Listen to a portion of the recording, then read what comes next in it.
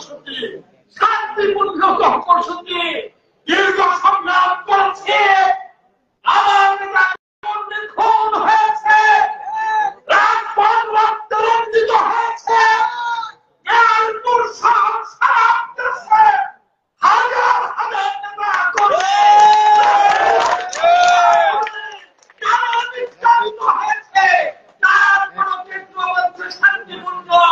আপনার জ্ঞানপুর জেলা বিএনপি এই সমাবেশ থেকে কেন্দ্রের প্রতি আহ্বান জানাতে চাই। শান্তিপূর্ণ কর্মসূচি আমরা করেছি গত 16 বছর। আমার মানুষ, আমার কৃষক চালের বদলে, ভাতের বদলে পেটে পাথর বেঁধে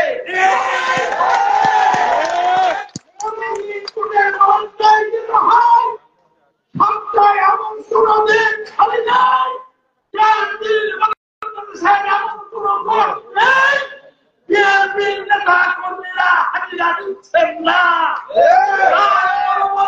শান্তিপূর্ণ কর্মসূচি নিয়ে ভাবুন, কর্মসূচি বাস্তবায়ন নিয়ে ভাবুন, যেন দায়িত্ব পালন করতে পারবে জনতা রাষ্ট্র ক্ষমতা দখলে তাদের হাতে এই দায়িত্ব দিতে হবে।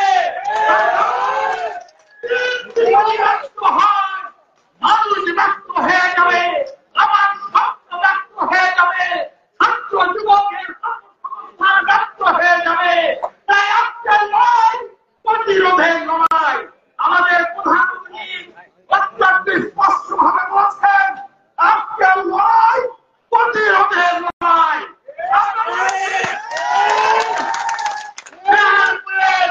প্রশাসন যন্ত্রকে আমরা বলেছিলাম আমাদের ক্ষুদ্র হাত ব্যবহারের উন্নতি হারে আমাদের মানুষ কষ্ট করে সমাবেশ করছে।